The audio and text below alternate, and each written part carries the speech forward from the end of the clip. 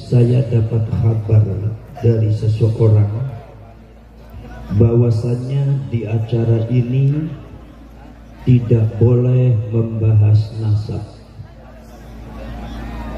dan itu yang melarang adalah Kapolresnya Panjenengan. Saya sangat menyayangkan dengan adanya mentalitas Kapolres semacam itu yang sangat penakut, tidak berani membela negara.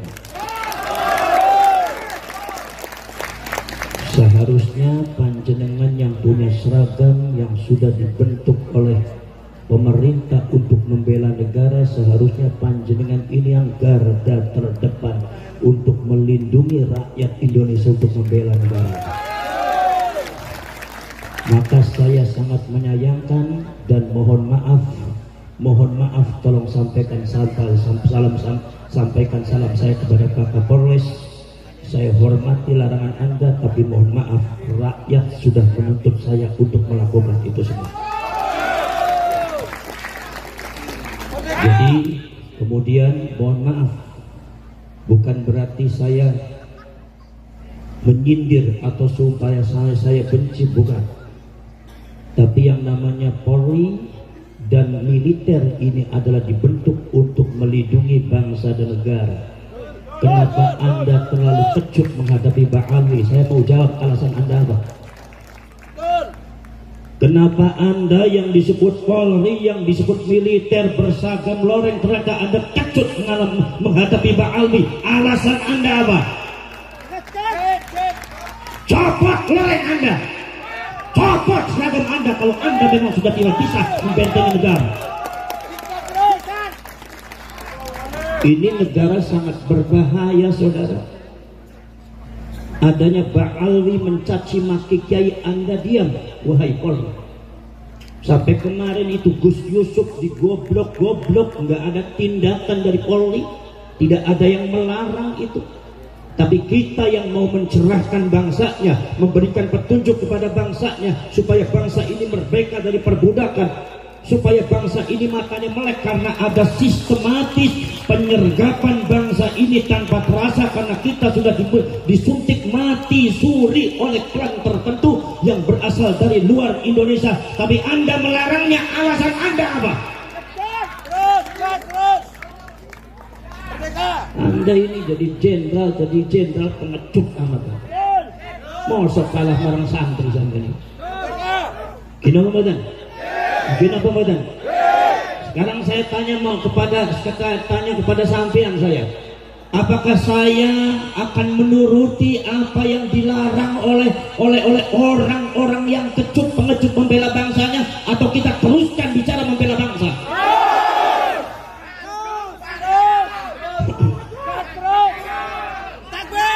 Kita tidak untuk perang, kita tidak untuk membenci, tetapi ini bangsa sudah diinjak-injak, ini negara sudah diinjak-injak, dan ini bukan hoax, ini bukan fitnah. Kalau mereka mengatakan menfitnah, itu adalah kelicikan mereka. Ini bukan mengadu domba, tapi dalam rangka menyelamatkan bangsa dan rakyatnya. Kalau mereka mengatakan mengadu domba, itu diantara kelicikan mereka menghadapi pribumi. Tidak boleh seperti itu, saudara. Ini subhanallah, bangsa ini sudah dibiarkan terlalu lama. Saya kadang-kadang agak dongkol juga, ada beberapa oknum-oknum Polri dan TNI yang rela menjadi budak dan jongosnya Pak Alwi.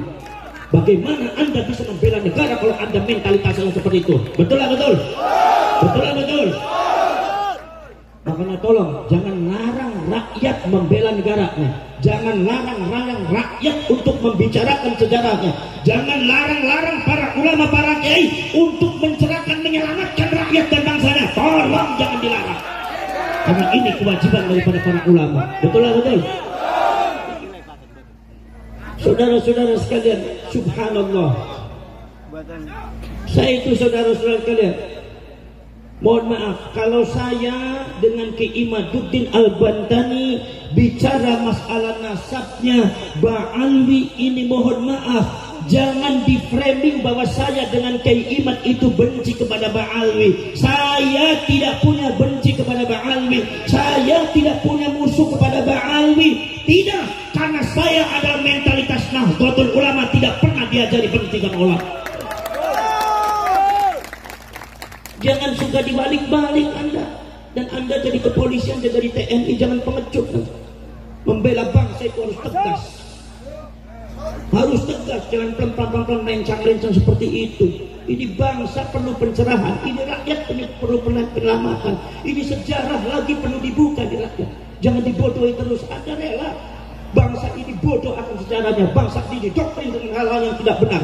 Mereka dibiarkan mendoktrin, mereka dibiarkan menaburi racun di setiap pojok rakyat Indonesia. Tetapi ketika ada ulama yang mencerahkan, menyelamatkan rakyat, Anda larang. Mentalitas apa Anda itu?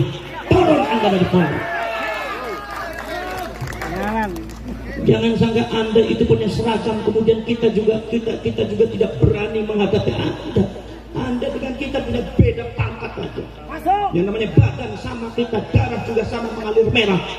Kalau Anda merasa jenderal, kalau Anda merasa jadi Kapolri, tapi Anda takut untuk membela negara, turun Anda dari Polri, turun Anda dari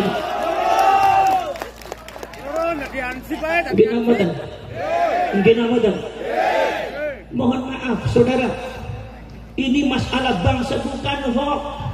Ini masalah sudah bahaya. Ada penyerbakan sistematis yang dilakukan oleh klan Ba'alwi untuk menguasai Indonesia. Ini bukan hoax, datanya real.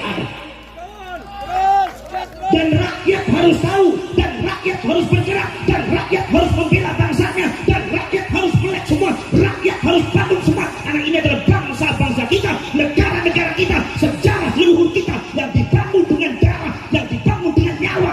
Tidak mungkin dipecundangi oleh orang-orang yang tidak benar. Betul betul? Betul betul? Masya Allah, para syekh, para sedulur. Lihat saudara-saudara sekalian, akidah daripada rakyat Indonesia itu sudah didoktrin dengan hal-hal yang tidak benar. Akidah Ahlus Sunnah wal Jamaah yang ditanamkan oleh ulama-ulama Ahlus Sunnah wal Jamaah, yang ditanamkan oleh ulama-ulama NU, yang ditanamkan oleh Wali Songo sejak dulu, sejak abad ke-13 sampai abad ke-19, ditanamkan dengan bersusah payah, mengorbankan nyawa, mengorbankan darah, mengorbankan segalanya. Dihancurkan oleh klan Ba'alwi dengan racun-racun yang tidak benar. Akidahnya banyak yang hancur. Anda sebagai kiai jangan diam. Kadang-kadang ono kok kiai di Jawa Timur sing ambivalen, ngadepi Ba'alwi ora wani. Wis urusan dadi kiai meneh wae. Pantesan ning bojo pe ora wani, lawan Ba'alwi ora wani. Biasanya kayak model kayak gue, biasanya yang pada matang bojone mung siji itu wedian, gak waneh. Itu para sedulur, akidah ini hancur Kiai. Bagaimana mungkin tidak hancur? Kalian buka kitabnya secara nyata. Saya dengan Kiai Iman, dan para ulama, para kiai yang sadar akan itu semua, dibuka manuskripnya, dibuka datanya dan kitab-kitabnya. Dan Anda sekarang sudah tahu semua diterapkan di Indonesia, menghancurkan akidah. Bagaimana saudara-saudara sekalian, ada seorang doktrin Oknum Habib. Saya bicara Oknum Habib, artinya bukan Habib semuanya. Jadi ente Habib yang benar, gak usah tersinggung. Kalau ente ikut tersinggung, berarti ente sama-sama gak benar. Bina modern. Saudara-saudara sekalian, di framing apa? Katanya ada seorang Habib bisa mengatur takdir Allah. Ada katanya seorang Habib yang bisa mengatur orang masuk surga. Bahwasanya Allah kalau seandainya mau memasukkan surga kepada seseorang, izin dulu sama Habib ini. Berarti artinya otoritas Habib ini lebih besar daripada Allah. Berarti pemilik surga ini Habib bukan Allah. Berarti makom kedudukan derajat Allah di bawah Habib. Ini adalah pengrusakan akidah yang segera harus diberesi. Dan ini dari klan Ba'alwi. Ini dari Ba'alwi ini. Saya harus mengatakan dari Ba'alwi. Kenapa? Uang nyatanya dari Ba'alwi. Kalau seumpama saya bilang itu bukan dari Ba'alwi, nyatanya dari Ba'alwi, bohong saya. Dan rakyat harus tahu, dan kalian harus melek. Betul? Poros cerek orang poros 10 tahun. Rusak ini akidahnya, rusak saudara. Masya Allah. Ada katanya seorang Habib yang bisa mengatur takdir Allah. Ada katanya seorang Habib yang bisa mengatur malaikat. Al-Imam Abu Abdullah Muhammad bin Ismail Al-Bukhari di dalam kitab Sahih Al-Bukhari meriwayatkan Kanjeng Nabi pada waktu di akhirat nanti, itu Kanjeng Nabi mengatakan nanti di akhirat itu malaikat Malik berkata sama saya, ya Rasulullah, itu ada umatmu satu orang ada di neraka. Rasulullah menangis kaget. Kata Rasulullah mengatakan, ya Malik, tolong keluarkan umat saya dari neraka. Tolong keluarkan umat saya dari neraka. Rasulullah sampai menangis. Minta sama Imam Malik supaya Imam Malik mengeluarkan umatnya Rasulullah dari api neraka. Apa jawabnya Imam Malik? Kata Imam Malik, ya Rasulullah, kalau itu perintahnya panjenengan, mohon maaf masih belum bisa dilakukan. Karena kami adalah bangsa-bangsa yang diciptakan oleh Allah.